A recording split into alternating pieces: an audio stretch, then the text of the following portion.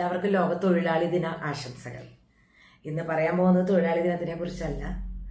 എൻ്റെ അടുത്ത് വന്ന കുട്ടികളുടെ ചില ഭാഷാ ഉപയോഗം കണ്ടപ്പോൾ എടുക്കുന്നൊരു വീഡിയോ ആണ്. മലയാള ഭാഷ നമ്മുടെ മാതൃഭാഷയാണ്. വായനയിലൊക്കെ പതുക്കെയാണ് അവർ വായിക്കുന്നതെങ്കിൽ പോലും എഴുതണയിലാണ് ഏറ്റവും ബുദ്ധിമുട്ട് ഞാൻ കണ്ടിരിക്കുന്നത്. അക്ഷരം ഇരട്ടിപ്പിക്കുമ്പോൾ അവർക്ക് സംശയം വരികയും അവിടെ തെറ്റ് വരുത്തുകയും ചെയ്യണ കാണാനുണ്ട്. അപ്പൊ പലപ്പോഴായിട്ട് നമ്മൾ വിചാരിക്കും നമ്മൾ എന്താണോ ഉപയോഗിക്കുന്ന ഭാഷ അത് തന്നെയാണ് എഴുതുമ്പോൾ ഉപയോഗിക്കുന്നത്. അതായത് ഇപ്പോൾ ഒരു ഉദാഹരണം ഞാൻ പറയാം. പല കുട്ടികളും നീ പോയി പഠിക്കുക എന്നാണ് പറയണമെങ്കിൽ അവർ പഠനം എന്ന് കൃത്യമായിട്ട് എഴുതും. അതുപോലെ നമ്മൾ സ്ഥിരമായിട്ട് ഉപയോഗിക്കുമ്പോൾ നമ്മൾ എന്താ പറയുക, നീ ഒന്ന് പോയി പഠിക്കടാ, അല്ലെങ്കിൽ നിനക്ക് എന്താ പഠിക്കാത്ര മടി. അപ്പൊ ഈ പഠിക്കുക എന്നാണ് അവർ കേൾക്കണേ. അപ്പൊ ഒരു പഠനം എന്നുള്ളതിന് പകരം പഠനം എന്ന് എഴുതുന്നതായിട്ട് കാണാനുണ്ട്. അതുപോലെ തന്നെ സ്കൂൾ എന്നുള്ളതിന് പല കുട്ടികളും സ്കൂൾ എന്ന് എഴുതണ കാണാറുണ്ട്, സ്കൂളിൽ നിന്ന് എഴുതണ കാണാറുണ്ട്.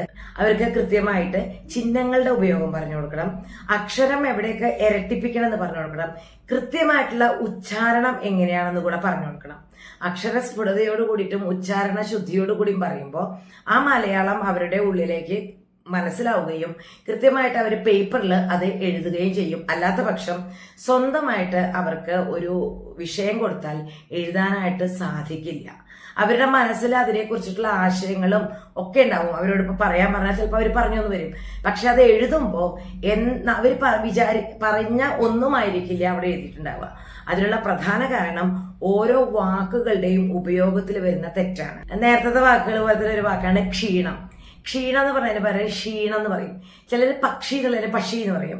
അപ്പൊ ഈ പറയുന്നത് കേട്ടിട്ടാവും കുട്ടി ചെറുപ്പം മുതലേ പഠിച്ചിട്ടുണ്ടാവുക. അപ്പൊ എഴുതുമ്പോഴും അതേപോലെ തന്നെ എഴുതും. ഇതൊക്കെയാണ് കുട്ടികൾക്ക് മലയാളത്തിലുള്ള ഒരു ഇത്ര ഇല്ലായ്ക വരികയും നമ്മളുടെ മാതൃഭാഷയായിട്ട് നമ്മൾ സ്ഥിരമായിട്ട് ഉപയോഗിക്കുന്ന ഭാഷയായിട്ട് പോലും അത് കൃത്യമായിട്ട് എഴുതാൻ കഴിയാതെ വരികയും ചെയ്യുന്നത്.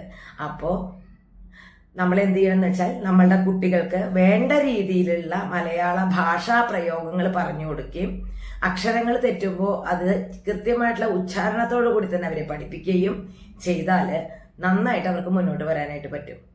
ഞങ്ങളിവിടെ പഠിപ്പിച്ചു കൊടുക്കാറ് എങ്ങനെയാന്ന് വെച്ചാൽ ഒരു വാക്ക് വെച്ച് അത് വെച്ചിട്ട് ഒരു 5 വാക്കോ 10 വാക്കോ അവരോട് എഴുതാൻ പറയും. അപ്പൊ അവർക്ക് അവരുടെ കയ്യിലെ പദസമ്പത്ത് കൂടും. ഈ പദസമ്പത്ത് കൂടിയാൽ മാത്രമാണ് അവർക്ക് സ്വന്തമായിട്ട് എഴുതാനുള്ള കഴിവ് ഉണ്ടായിരിക്കുള്ളൂ. ഒരു ദിവസം ഏറ്റവും കുറഞ്ഞത് ഒരു പേജെങ്കിലും ഒരു 3 പ്രാവശ്യം വെച്ചിട്ടെങ്കിലും അവരെ കൊണ്ട് വായിപ്പിക്കണം. ഇത് വായിപ്പിച്ചാൽ മാത്രം പോരാ, ആ വായിപ്പിച്ച ഭാഗത്തിന്റെ അർത്ഥം എന്താണെന്ന് അവരെ കൊണ്ട് പറയിക്കുകയും അവരോട് അത് അവരുടെ ഭാഷയിൽ 2 or 3 വരികളായിട്ട് എഴുതാൻ പറയുകയും ചെയ്യണം. ഇങ്ങനെ ഉപയോഗിക്കുമ്പോഴാണ് ഈ മലയാളത്തിനോട് അവർക്കൊരു ഇഷ്ടം വരികയും ആ ഭാഷ കുറച്ചുകൂടി നന്നായിട്ട് ഉപയോഗിക്കാനായിട്ട് സാധിക്കുകയും ചെയ്യുക.